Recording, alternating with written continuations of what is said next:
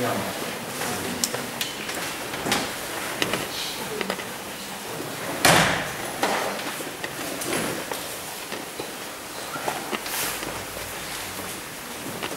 Първата ми среща с домашен любимец беше афганистанската хрътка Сара, която родителите ми се взели за сватбата си, преди да се родя.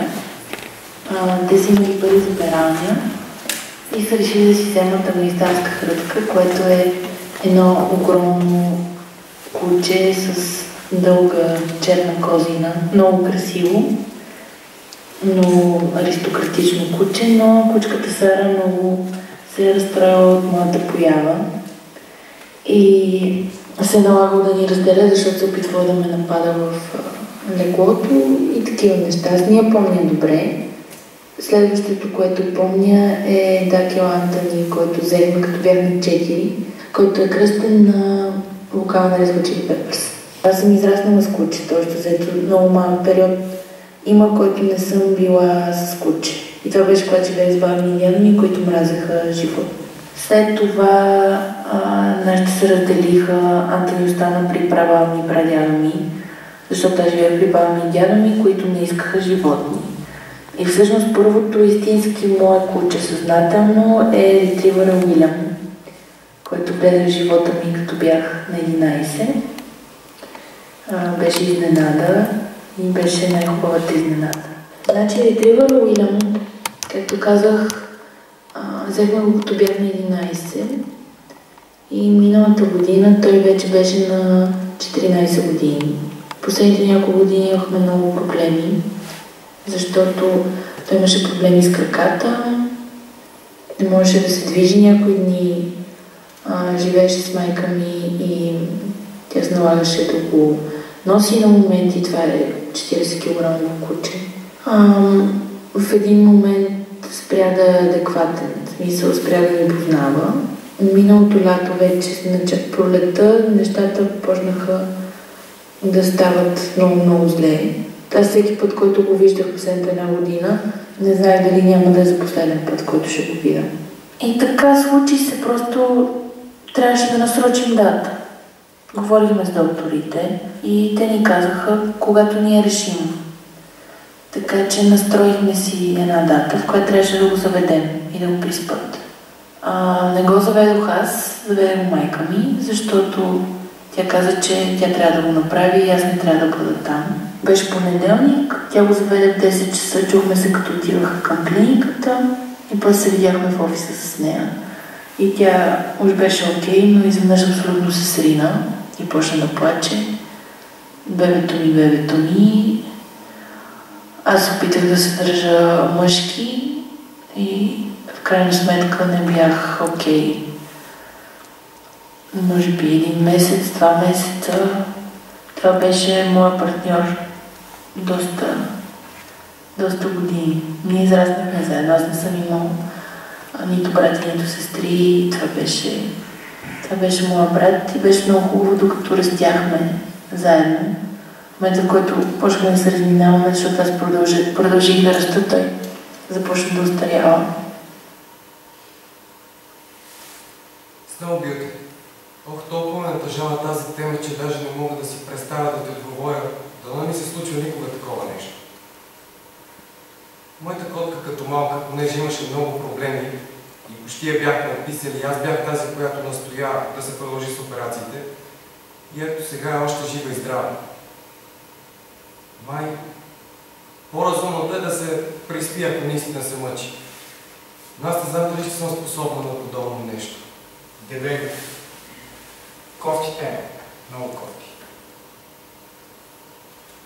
Кучето ми е долно оттак на костите, следствие на което един от задните му крака не функционира. Войкото, ако не са обезболяващите, просто умира от болка. А тази шибания лечение няма, макар да го убиеш, дерева. Зооманяк. Против. Муратрио, обоснови се. Ако ти беше страх на кръвта, знаеш, че няма да оцелеш, ще предстоят само мъки, би искал така да прекараш последните 1-2 месеца от живота си.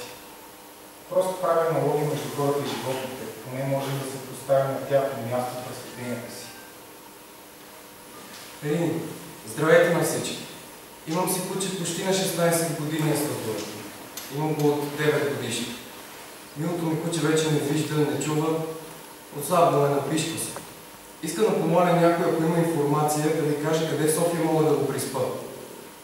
Живея в Краста поляна и по-удобно ще ако знаете там в района място. Аз не знам дали всички ветеринари го правят това или само някой. Адски ми е мъчно, това са цели 16 години, но по-лошо е да мъчим животинката, както и нас самите. Благодаря предварително за отговор. Бушката. Ако не го видиш, все още не знам защо го приспивате. Тоест, ако не се мъчи. Иначе всеки лекар може да направи това. Но питайте предварително как го правят, защото има някои, които поставят директно естаназиращото устройство, без да приспиват предварително животното, но това е неописуема гадост. Рини, чакам бебе след 3 месеца живот и здраве. Не ми се иска да се съчетават тези естествени събития. Много е тежко да гледаш животинката в това състояние. Винаги съм мислила, че не би го направила също. Главно зло. Аз неделя приспах кучето си заради мозъчна дегенерация и още не е търсене. Инсулт. За 16 години се натрупала достатъчно опит, че стопанката сама да може да прецени дали е време за вечен сън. Това не е лесно решение. Аз, ако започна да се блъскам в стените, да се напикавам и да не познавам близките си, то бих предпочела да не ми позволява да изживея дните си.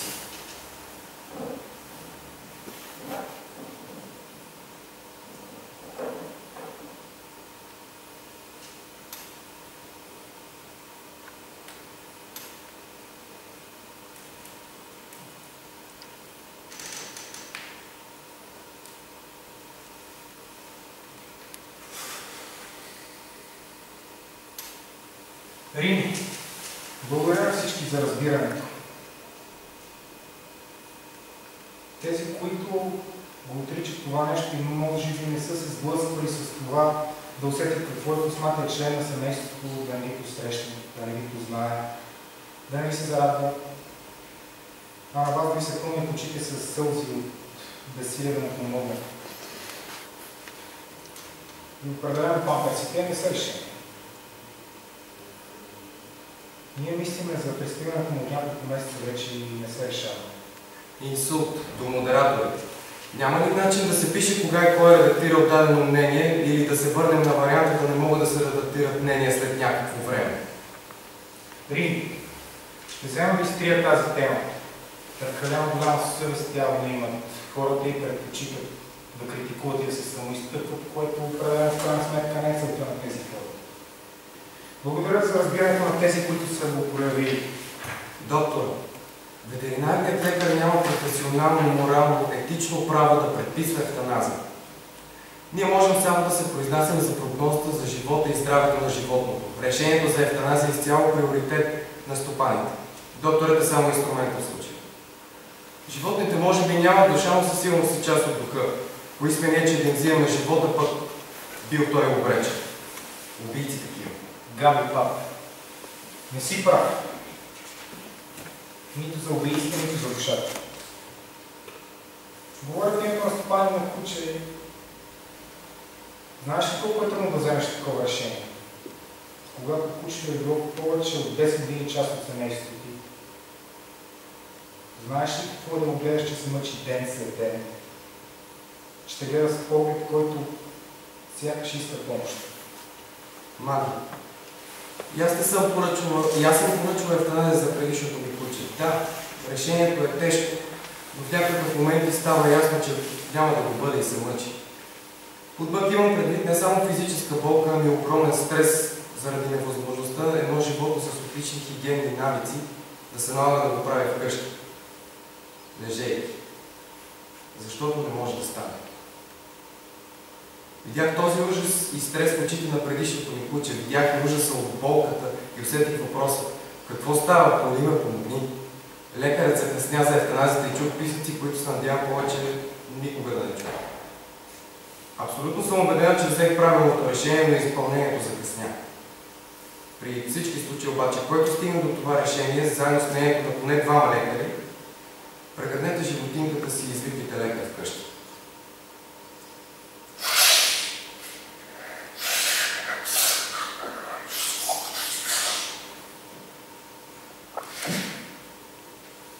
Доктор Бобабова, била съм обетестена на барикадата. Приспивал съм живота. Мои живота са били приспивани. Но знаете ли, аз се приспаквам от кучетата си. И знаете ли? Не е лесно. Никак даже. Не е лесно да вземеш решение. Не е лесно да се бориш с чувството за вина. Не е лесно да потиснеш мислите дали това е правилният избор или не. Не е лесно да видиш как собственикът ти излиза от стаята, а кучето остава в пълна самота с мен, човек, който ще вземе живота от него. Няма по-самотна гледка. Повярвайте ми, няма. Не е лесно ли да държиш ръката на кучето си и да му казваш: хей, всичко ще е наред, обичам те с Богом, ще се видим много скоро, чакай ме там. Аз ще мисля за теб и ще чакам някой ден да те прегърна. Не е лесно да говориш тези неща през сълзи, да усещаш последните трепвания на тялото на любимото си животно. Пред очите да минат всички онези спомени, свързващи през толкова много години. Да си спомниш как кучето се е появило, как е яло риба и после се изпишкало под кръвата и дълго време си знаел каква е тази миризма. Да си спомниш също така как се напишкваше, когато приближава към нея с принцовка, как обичаше таратор, как обичаше сирене, как ходеше с превръзки, докато беше разгонен. И да си спомниш всички тези хора, които някак си забравил, защото толкова много бързо да живееш тук и сега, че ти просто не се сещаш, че ги обичаш. В последствие разбираш, че тя обичала тези хора. След това се сещаш, че и ти си ги обича. И изведнъж се оказва, че това животно дори с последните си издихания ти подарява нещо, което те прави дори и за миг щастлив. То ти подарява забравени спомени. И да, може да кажете, че аз съм убил кучето си. Но тя страдаше. Плачех, инжектирах и говорех, а тя все още не гледаше с обичи. Затова пише всичко това. Защото съдейки хората тренирани към евтаназия, майко забравихме, че ние сме тези, които не могат да съдят. Ние само можем да имаме позиция, но да атакуваме с убихте ли, повярвате ми, друго е. Много тъжно.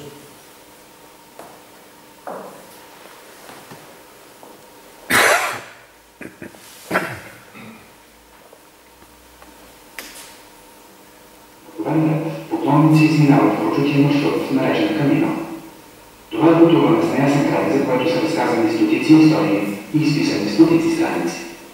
Множество туристи всеки ден се отправят за една и съща цел по един и същ маршрут, по пътя на Сантяго. Пътят към Сантяго, или както го наричат още El Camino Santiago de Compostela, е прочут маршрут, който започва във Франция, минава през Пиринеите и върви от изток на запад по тях през цяла Северна Испания, докато стигне до прочутата катедрала Сантяго де Компостела, където се твърди, че са погребани останките на свети Яков Заведеев. Самият път е около 800 км. Извървява се пеша от различните поклонници, вървели по него от хилядолетия, светци и грешници, щастливци и наследници, крале и кралици, генерали и войници, някои търсещи пречистване, а други вдъхновение. Казва се, че Камино върви под проекцията на вечния път.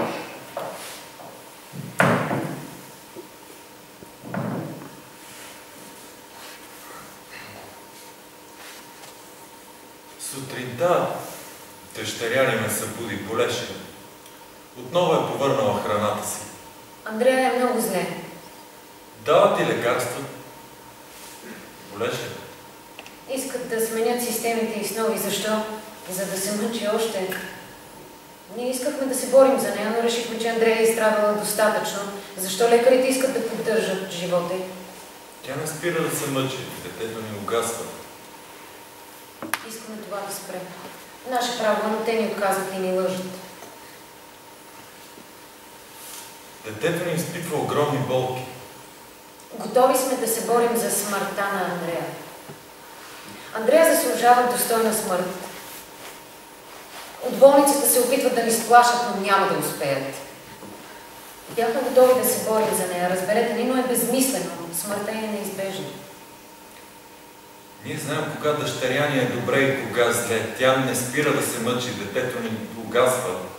Аз мога да комуникирам с Андрея. Тя не е загубила интелектуалните си способности, но тя самата вече не желая да се борим за нея. Андрея се е отказала напълно.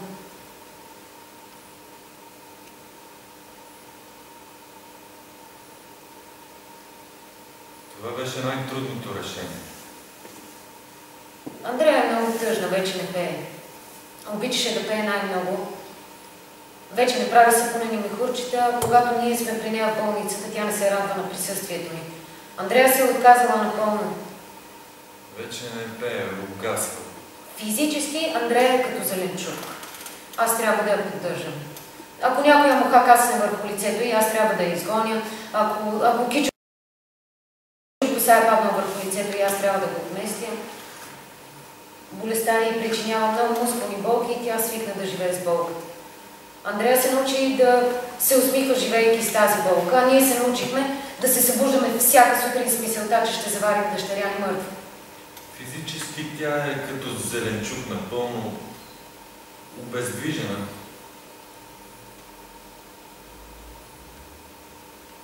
Опитваме се да останем сплотени. Андрея страда от рядко неизлечимо неврологично заболяване. Докторите излизат със заключителната диагноза, че възстановяването е невъзможно.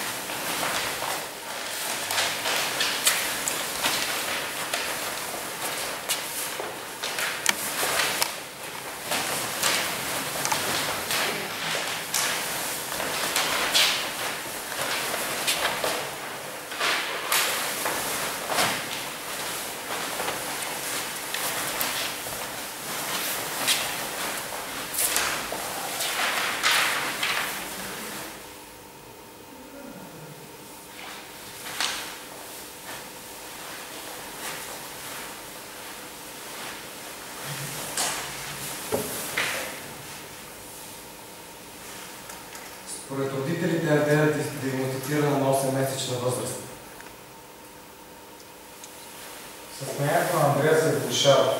Естела Родонец и Антонио Лаго се обръщат към екипа на болницата с желанието животоспасяващите системи на дъщеря им да бъдат спрени, а регистраното и сонда да бъде извадено. Становището на родителите гласи, че смъртта й ще бъде в пъти по-безболезнена, отколкото сегашния живот. Главният лекар на болницата Сантьяго не се съгласява с тях. Той отказва да бъде съучастник в убийство. Първоначалният доклад на болницата гласи, че Андрея Лаго не изпитва никаква болка или страдание. Поради тази причина педиатрите отказват да изпълнят искането на Естония Лаго и Антонио Лаго по животоподдържащата система на дъщеря им да бъдат спрени. Резини тромбоцитопения влошава състоянието на Андрея. В този момент нататък родителите се борят за достойна смърт за детето си.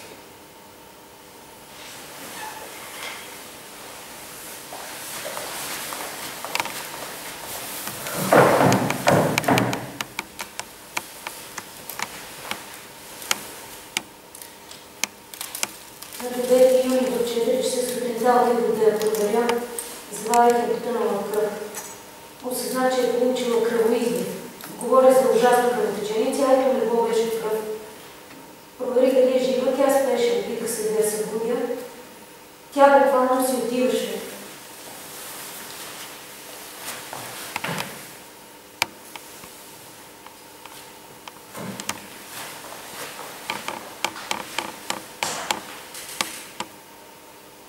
Няма да забравям мига, в който осъзнах, че това е последния и час.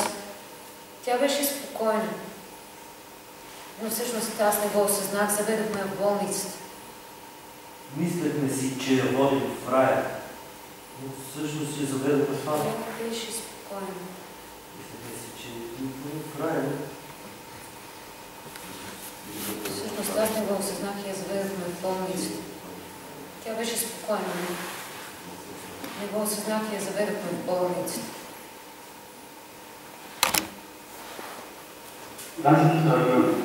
Парламентът на Галисия одобрява закон за правата и гаранцията за крайно болните. Това е норма, която търси да регулира свободата в процеса на смърт, въпреки че не се говори за евтаназия. 22 юли. Болницата, която разделя постъпва пенсиони, се обръща към съда за мнение относно терапевтичния план, определен за детето и неговото възможно модифициране. 28 юли. Съдът одобрява този терапевтичен план, определен от педиатричната комисия на болницата. 14 септември. Педиатричното отделение към болницата в Галисия отхвърли доклад от регионалния правителствен биоетичен комитет, препоръчващ системите на Андрея да бъдат спрени и да й бъде осигурена палиативна грижа. 30 септември. Случаят на Андрея Лаго става публичен, след като родителите й го разказват пред медиите. Те се борят детето им да получи правото на достойна смърт. Представят благоприятен доклад, съставен от комитета по етика, който обаче не е разгледан нито признан. Майката заявява, че дъщеря й напълно се е предала вследствие на тежкото си състояние. 1 октомври. Състоянието на Андрея се влошава. 2 октомври. Съдът изисква доклад от болницата и медицинския институт на Галисия относно състоянието на детето. От страна на семейството е поискано преустановяване на лечението, поради влошаващото се многократно състояние. За случая на Андрея, Асоциацията по право на достойна смърт казва, че това е конфликт между едно семейство, което желае да упражни правата си, и лекарски екип, който игнорира закона и налага личните си убеждения относно ценностите и желанията на пациент, което е обичайно явление. 5 октомври, понеделник. Настъпва внезапна промяна в становището на болницата. Лекарите признават грешката си, както и правотата на родителите за невероятното страдание на момичето. Съгласяват се гастралната сонда на Андрея да бъде извадена.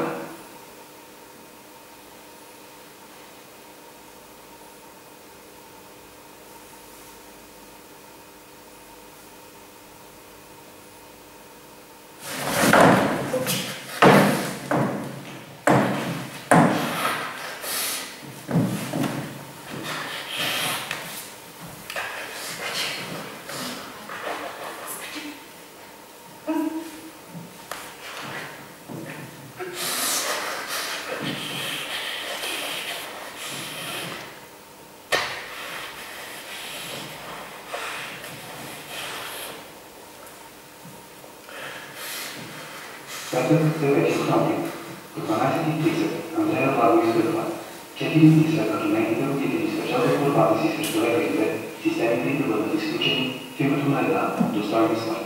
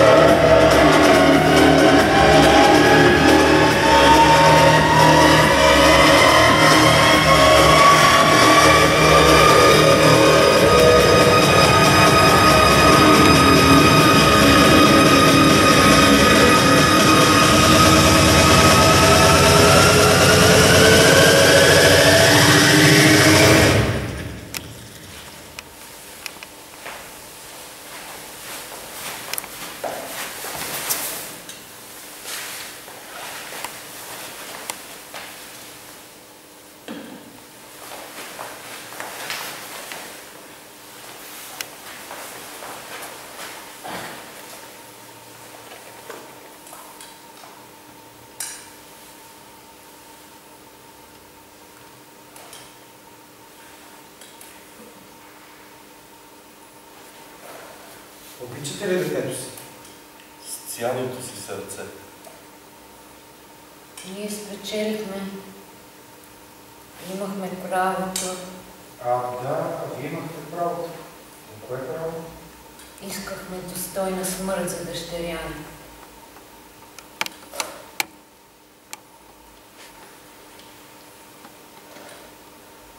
Смъртта бе единствения изход за дъщеря ни.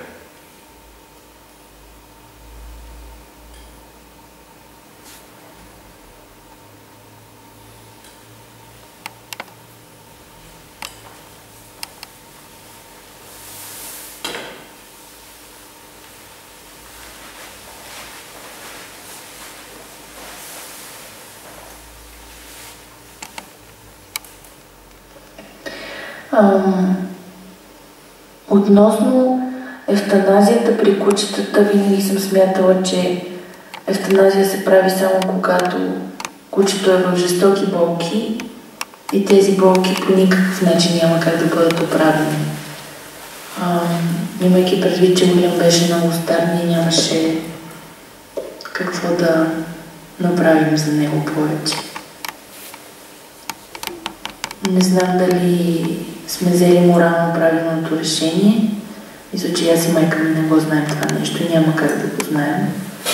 Но смятаме, че той се мъчеше прекалено много, за да го оставим да си отиде сам.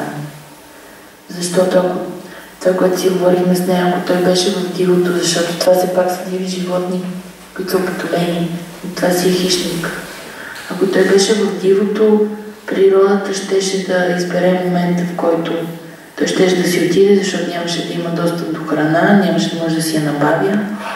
И много натурално щяха да се случат нещата. В този случай ние ги държим в къщите и гледаме ги и държим с тях като хора. И после решаваме и кога ще си отидат. Колко са 4 дни за Андрея? Колко болко има в нейните 4 дни? Последните 4 месеца. Дали нейните 4 дни не се равняват на наши 40? Колко са 4 дни за лекар? Те всеки ден изпращат пациенти за винаги. Излекувани ли?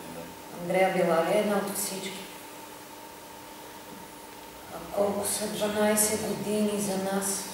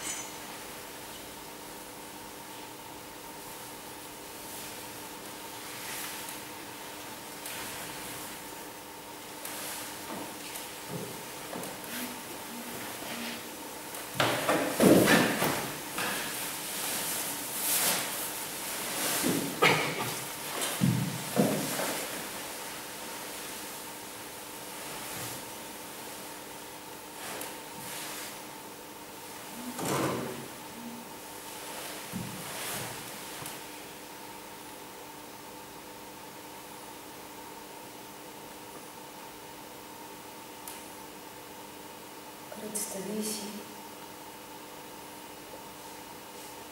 как на една от стените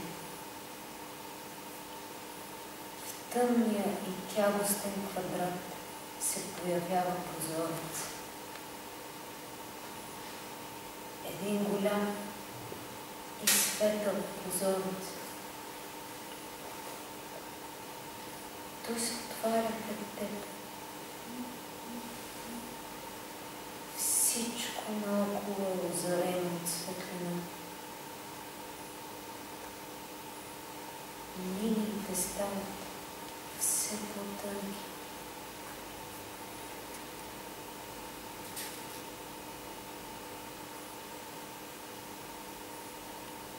Клечки. Стъкло. Все по-близо си до всичко това, което обичаш, за което си мечтал.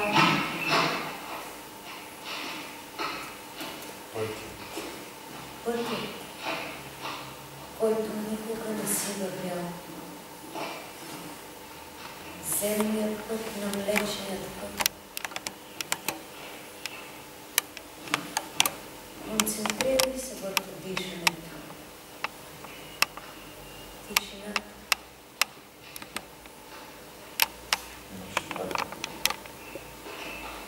Нощта и озаряващото я звездно небе. Пропусни движението в клетките си.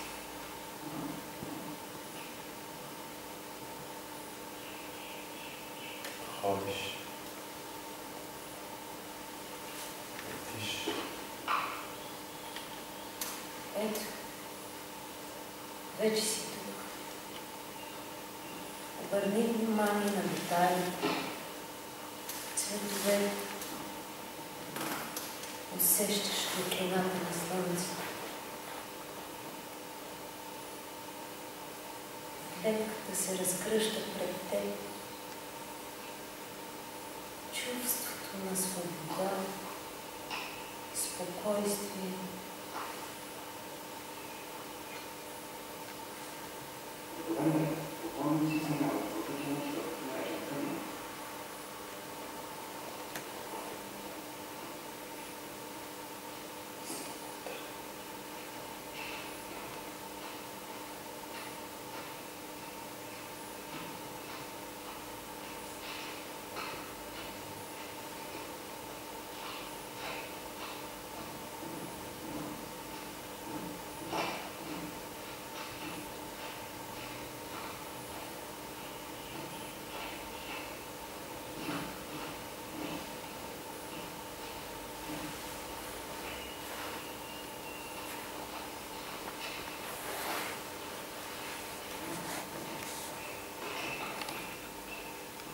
Sandy shore, it's a cold light of war. I can't win, I give in, I give in. In the field of fire, we can ride all night. While we have all this love, all this love.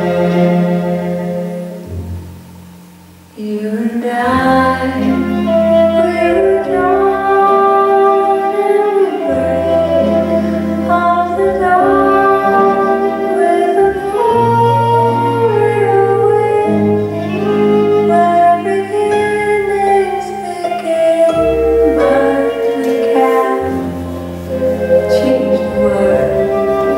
No, we can't change the world.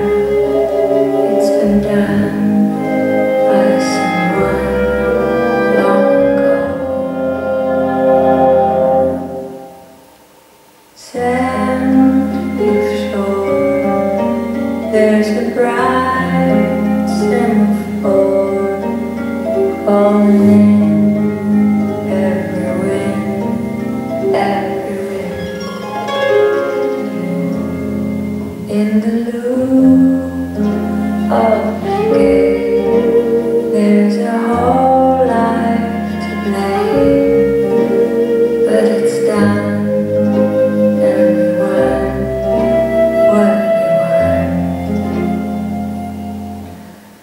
You and I, we both run with a knife, loaded gun for the same peace of mind, where no one is, but we can change the world.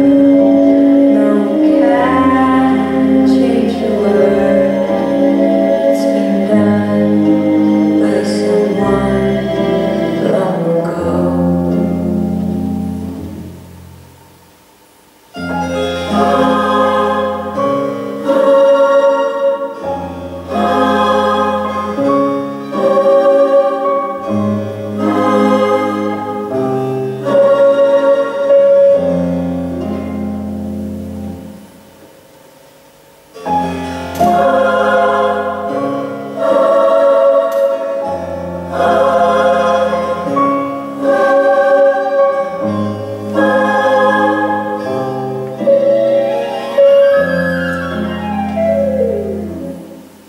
You and I, we both run with a knife, loaded gun for the same piece of land, where no one is, but we can change the world. No one can change the world. It's been done by someone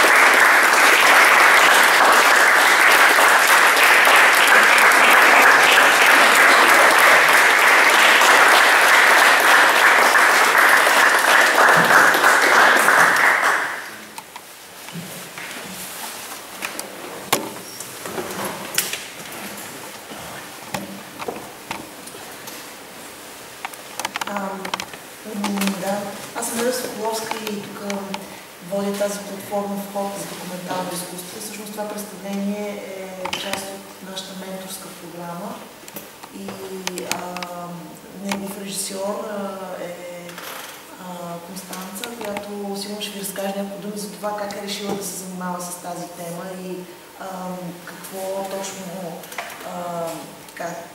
какво я развълнува в тази тема да се захване с нея в този спектакъл.